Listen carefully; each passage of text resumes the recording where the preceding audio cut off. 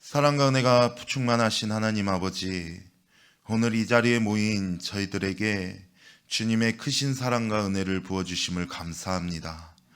우리가 하루 첫 시간을 한자리에 모여 하나님께 예배를 드리며 주님의 말씀을 듣고자 하는 마음을 가지고 왔습니다.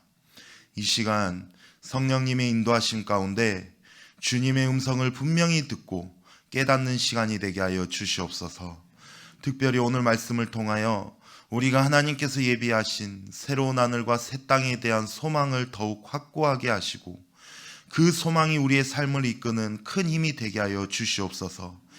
이 세상에서의 모든 고난과 아픔을 넘어 주님께서 약속하신 영원한 생명과 평안을 바라보며 믿음으로 살아갈 수 있도록 우리의 마음을 열어주시고 말씀을 통해 우리의 삶의 변화와 회복이 일어나게 하여 주시옵소서. 또한 이 시간을 통해 우리의 믿음이 더욱 굳건히 세워지고 주님의 뜻을 따라 살아가는 지혜와 힘을 얻게 하여 주시옵소서. 이 예배가 온전히 주님께 영광이 되고 우리 모두가 그 은혜를 체험하는 시간이 되게 하여 주시옵소서. 하나님, 저희의 마음을 온전히 주님께 드리며 이 시간 주님의 말씀에 집중할 수 있도록 도와주시옵소서. 이 모든 말씀 우리 주 예수 그리스도의 이름으로 기도드립니다. 아멘. 우리 하나님 말씀 요한계시록 21장입니다. 요한계시록 21장 1절부터 8절까지 우리 한 절씩 교독해서 읽도록 하겠습니다. 또 내가 새 하늘과 새 땅을 보니 처음 하늘과 처음 땅이 없어졌고 바다도 다시 있지 않더라.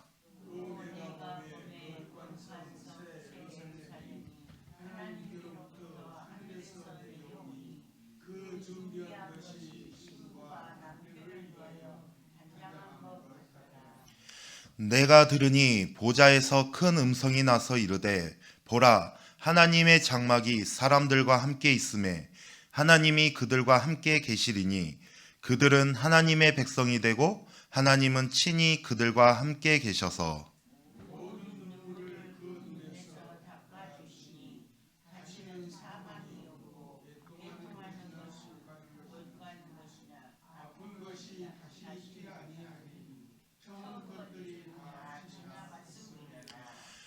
보좌에 앉으신 이가 이르시되 보라, 내가 만물을 새롭게 하노라 하시고 또 이르시되 이 말은 신실하고 참되니 기록하라 하시고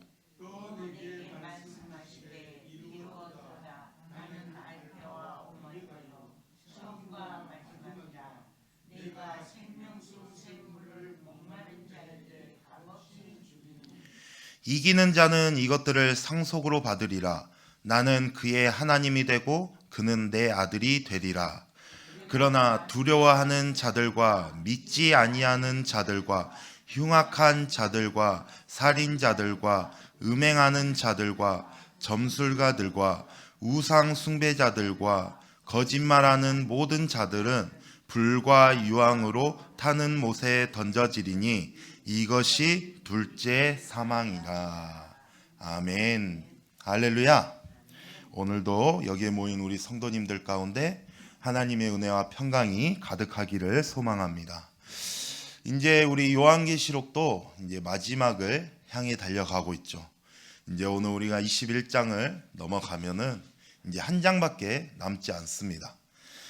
우리가 오늘 21장 전체를 세 가지 주제로 나누면은 첫 번째로 새 하늘과 새 땅, 그리고 새 예루살렘, 그리고 알파와 오메가, 이 세 가지 주제로 나눌 수가 있습니다. 그래서 우리가 오늘 이 세 가지가 무엇을 이야기를 하고자 하는지 우리가 함께 나누고자 합니다. 여러분, 새 하늘과 새 땅, 이것을 줄여서 한자로 표현하면은 뭔지 아세요? 신천지예요. 새 하늘과 새 땅을 줄여서 한자로 표현하면 신천지입니다. 이게 참 속상하죠. 이런 좋은 용어나 이런 언어들을 못된 집단에서 먼저 갖다가 쓰다 보니 우리가 그것을 쉽게 사용할 수 없는 표현이 되었고, 그러다 보니까는 우리가 그것을 쉽게 이렇게 사용을 할 수가 없어요. 뭐 그것이 중요한 것은 아니지만은 우리가 1절 말씀 한번 보도록 하겠습니다. 1절 말씀. 또 내가 새 하늘과 새 땅을 보니 처음 하늘과 처음 땅이 없어졌고 바다도 다시 있지 않더라. 우리가 구원을 받고 우리가 새 피조물이 되었어요. 그것은 우리가 도덕적으로 개선이 되었다는 그러한 이야기가 아니라 우리가 완전히 뭐 되었다? 새 창조가 되었다라는 거예요. 예수 그리스도가 십자가에서 왜 죽으셨어요? 죽으신 이유가 뭐예요? 십자가에서 모든 육의 혈통을 끊으신 거예요. 우리는 그때 다 같이 죽은 거예요. 그래서 그리스도 안에서 우리는 새로운 피조물이 되었고 그 새로운 피조물이 이제 우리는 만들어져 가고 있는 것이에요. 성경에서 새하늘과 새 땅이라는 개념이 구약에서도 예언되고 있어요. 이사야 65장 17절에서 18절 말씀을 보면은 보라 내가 새하늘과 새 땅을 창조하나니 이전 것은 기억되거나 마음에 생각나지 아니할 것이라. 너희는 내가 창조하는 것으로 말미암아 영원히 기뻐하며 즐거워할지니라. 보라 내가 예루살렘을 즐거운 성으로 창조하며 그 백성을 기쁨으로 삼고. 할렐루야. 여기에서 중요한 단어가 있어요. 내가 새하늘과 새 땅을 창조하리니. 그리고 너희는 내가 창조하는 것으로 말미암아. 여기에서 고친다고 했어요? 있던 것을 그것을 새롭게 개선한다고 했어요? 그게 아니라는 거예요. 새롭게 만든다고 말하고 있는 것이에요. 이것이 오늘 우리가 읽은 말씀 요한계시록 21장 약속하고 있는 새하늘과 새 땅인 것이에요. 이 예언이 성취되고 있는 모습을 보여주고 있는 것입니다. 그래서 그리스도인들에게 죽음은 굉장히 복된 것이라는 거예요. 왜냐? 이 땅의 것을 우리가 모두 끊고 가는 거예요. 모두 소멸시키고 가는 것이에요. 그래서 죽음이라는 것은 이 땅의 것을 우리가 어느 것 하나라도 저곳으로 우리가 이어갈 수 있다 없다? 없다라는 거예요. 그게 죽음이에요. 그래서 우리는 죽음을 통과해야 되는 거예요. 그래서 우리 모두는 다 죽는 거예요. 한 번은. 그런데 우리에게는 중요한 거 무슨 소망이 있어요? 어떤 소망이 있어요? 우리에게는 부활의 소망이 있죠. 우리에게는 부활의 소망이 있어요. 누가 부활하셨기 때문에? 예수 그리스도가 우리의 부활의 첫 열매가 되셨기 때문에. 다시 말해서 예수 그리스도의 부활은 우리가 그 안에 속한 자들, 우리 모두가 그 부활을 선물로 받은 거예요. 그렇다면 여러분들에게 질문할게요. 여러분들 부활해요, 안 해요? 네, 부활하죠. 그렇다면은 예수님을 안 믿고 죽은 사람들은 부활을 할까요, 안 할까요? 안 해요. 마지막까지 와서 이렇게 대답을 하면은 우리 말씀 한 구절 한번 찾아볼게요. 제가 어제도 말씀을 나누면서 읽었던 말씀인데 요한복음 5장. 요한복음 5장입니다. 요한복음 5장 29절. 자, 한번 같이 읽어볼까요? 자, 요한복음 5장 29절. 자, 시작. 선한 일을 행한 자는 생명의 부활로, 악한 일을 행하는 자는 심판의 부활로 나오리라. 부활합니까, 안 합니까? 네, 부활하죠. 모두 다 부활합니다. 예수를 믿든 안 믿든 부활을 해요. 그런데 예수를 믿는 사람은 어떤 부활로? 생명의 부활. 영원한 생명으로 들어가는 부활로. 악한 자는 어떤 부활로? 심판의 부활로. 할렐루야. 그래서 행위대로 들어가는 사람들이 심판의 부활로 들어가는 사람을 말하는 것이에요. 그래서 우리 다시 본문 말씀으로 돌아와서 요한계시록 우리가 1절 말씀을 다시 보도록 하겠습니다. 자, 1절 말씀. 또 내가 새 하늘과 새 땅을 보니 처음 하늘과 처음 땅이 없어졌고 바다도 다시 있지 않더라. 자, 무엇이 없다라고 했어요? 네, 처음 하늘과 처음 땅, 그리고 또 바다. 우리가 성경에서 바다는 어떤 것으로 나왔어요? 네, 좋은 것으로 나왔어요? 안 좋은 것으로 나왔어요? 네, 안 좋은 것으로 나왔죠. 그러다 보니까는 우리 바다는 두려움의 대상이었어요. 특히 그 시대에 지중해를 중심으로 살아가는 그 사람들은 배를 타고 항해를 할 수밖에 없기 때문에 언제나 이 일은 생명의 위협에 함께하는 일이었어요. 어느 정도로? 바다를 우상으로 섬길 정도로. 그런데 기존의 세상이 완전히 사라지고 두려움을 대표하던 그 바다가 없어진 세상을 이 사도 요한은 보고 있는 것이에요. 그것이 바로 오늘 말하는 새하늘과 새 땅. 할렐루야. 그리고 우리 4절 말씀을 보니까는 모든 눈물을 그 눈에서 닦아주시니 다시는 사망이 없고 애통하는 것이나 곡하는 것이나 아픈 것이 다시 있지 아니하리니 처음 것들이 다 지나갔음이러라. 할렐루야. 하나님의 임재가 주는 것이 뭐예요? 바로 눈물을 닦아주고 또 죽음도 없고 또 애통하는 것, 곡하는 것, 아픈 것도 다시는 있지 아니하는 것. 이 말씀은 단순히 우리의 육체적인 고통을 말하는 것이 아니라 하나님께서 우리의 영혼의 깊은 상처까지 또 고통까지도 치유하시고 우리가 겪는 모든 슬픔과 눈물을 끝내시겠다고 약속하시는 거예요. 그날에는 더 이상 아픔도 괴로움도 죽음도 존재하지 않는 것이라는 거예요. 지금 우리의 인간의 개념으로는 그 상상을 한계가 있어서 못합니다. 그냥 지금 조금 천국을 그냥 맛보는 정도예요. 그렇지 않겠어요? 우리가 또 말씀 9절 말씀을 한번 볼게요. 우리 읽지 않았는데 9절 말씀에 보니까 7 대접을 가지고 마지막 7 재앙을 담은 7 천사 중 하나가 나와서 내게 말하여 이르되 이리 오라. 내가 신부 곧 어린 양의 아내를 내게 보이리라 하고. 여기에서 보면은 아주 중요한 이야기가 나와요. 여기에서 어린 양은 누구를 가리키는 거예요? 네, 예수 그리스도를 가리키는 거예요. 그런데 예수님에게 아내가 있다네요. 예수님에게 아내가 있대. 지금 성경에서 그렇게 표현이 되고 있죠. 그렇다면 여기에서 어린 양의 아내는 누구예요? 누구? 네, 바로 우리들을 가리키는 거예요. 우리가 그리스도의 신부라는 거예요.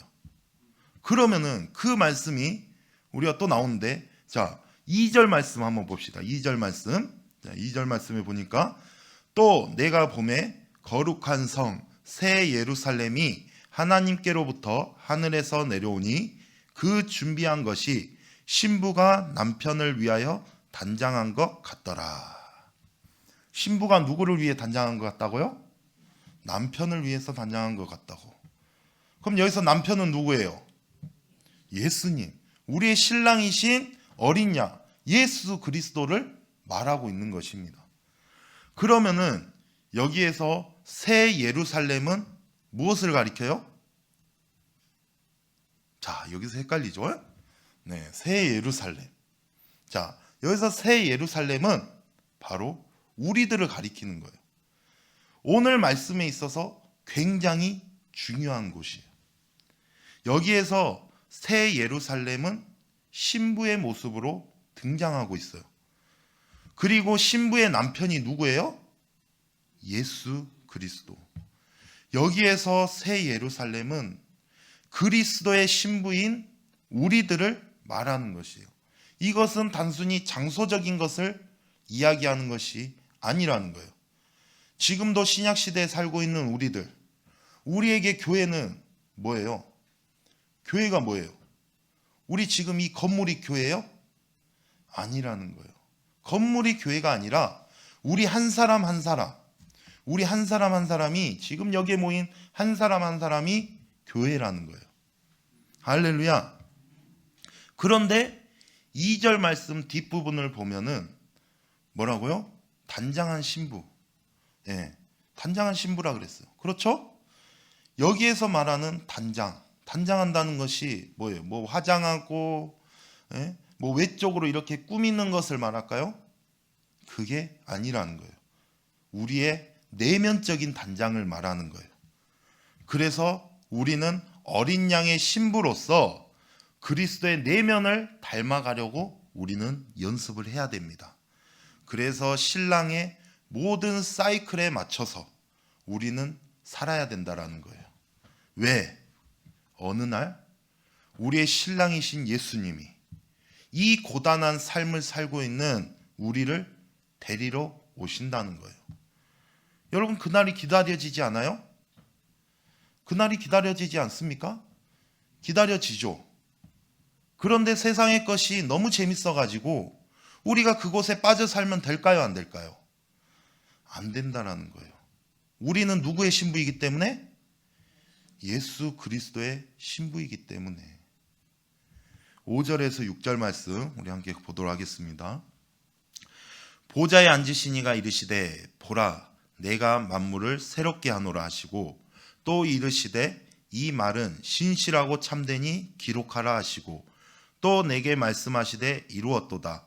나는 알파와 오메가요 처음과 마지막이라. 내가 생명수 샘물을 목마른 자에게 값없이 주리니.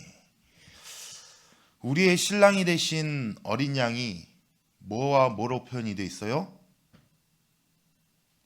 네, 알파와 오메가. 신약 성경은 헬라어로 기록이 되어 있어요. 헬라어의 첫 글자와 마지막 글자가 알파와 오메가입니다. 우리가 영어에는 알파벳이 A부터 Z까지 있고 우리 한글은 어때요? 기역부터 히읗까지 있죠. 헬라어는 알파와 오메가. 이게 첫 글자와 마지막 글자입니다. 우리 강대상도 보면은 어때요? 여기 A자 모양하고 또 문어머리처럼 생긴 거, 문어머리처럼 생긴 거, 이것이 오메가입니다. 그래서 첫 글자와 마지막 글자. 그렇다면 이게 무슨 표현이냐? 처음에 요한계시록을 시작하면서 1장에서도 나왔던 말씀입니다. 이것은 단순히 나는 처음과 끝이다라는 그런 표현이 아니에요. 자, 저를 따라해 볼까요? 시작한 일은 반드시 끝낸다. 시작한 일은 반드시 끝낸다. 반드시 완성한다라는 뜻이에요. 그래서 우리 하나님은 우리를 구원하셨다는 것, 쉽게 말해서 군대를 예로 들자면은 우리를 훈련소에 입소를 시켜놓고 하나님의 군병이 되도록 만들어 가시는 거예요. 이런 십자가의 사건은 우리의 실패까지 다 떠안고 있는 것입니다. 우리의 연약함을 아시는 거예요. 그래서 그 안에 녹여낸 것이에요. 그래서 이것은 반드시 끝까지 가는 싸움이라는 거예요. 단지 차이가 있다면은 뭐예요? 말로 할 때 듣는 거하고 또 뭐예요? 매 맞고 듣는 거 차이예요. 그런데 꼭 누가 매를 맞아요?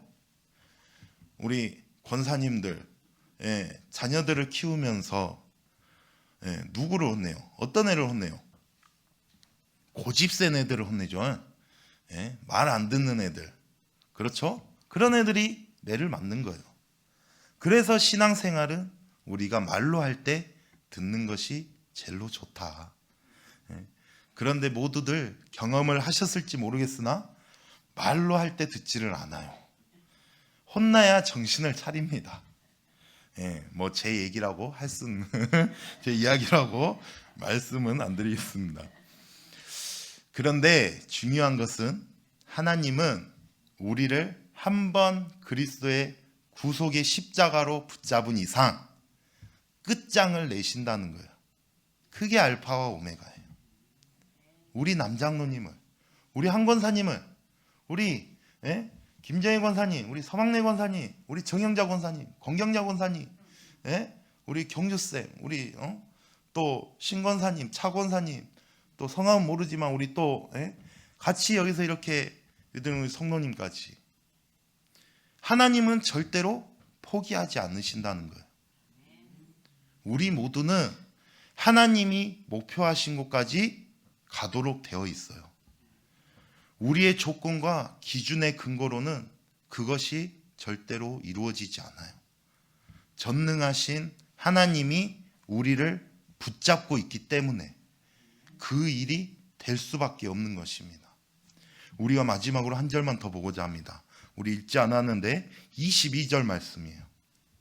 22절 말씀. 22절 말씀입니다. 자, 같이 읽겠습니다. 시작. 성 안에서 내가 성전을 보지 못하였으니 이는 주 하나님 곧 전능하신 이와 및 어린 양이 그 성전이 되심이라. 할렐루야. 자, 성 안에서 성전을 봤습니까? 못 봤습니까? 못 봤어요. 왜 못 봤을까요? 이제는 성전이 필요 있어요, 없어요? 없어요. 왜? 예수 그리스도 자신이 성전이기 때문에. 그래서 보지 못하는 거예요. 여기에서 놀라운 조합이 이루어지는데, 우리가 아까 거룩한 성, 새 예루살렘, 거룩한 성과 새 예루살렘은 같은 거예요? 다른 거예요? 네, 같은 거예요. 즉 거룩한 성 새 예루살렘, 그리고 새 예루살렘은 어린 양의 뭐라 그랬어요? 신부라 그랬어요.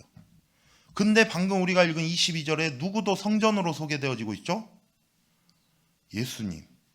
예수님도 성전으로 소개되어지고 있어요.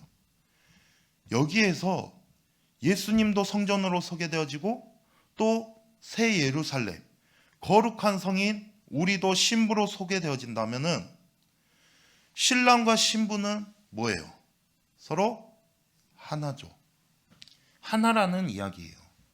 이것은 새 예루살렘과 이 성전이 하나가 되는 사건이에요.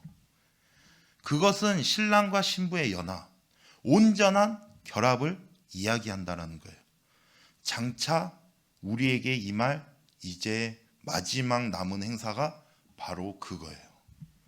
사랑하는 성도 여러분, 지금은 아무리 우리가 길이 보이지 않고 또 위가 막힌 것처럼 보일 수도 있습니다. 하지만 우리가 이 땅에 겪는 고난과 아픔은 잠시일 뿐이라는 거예요.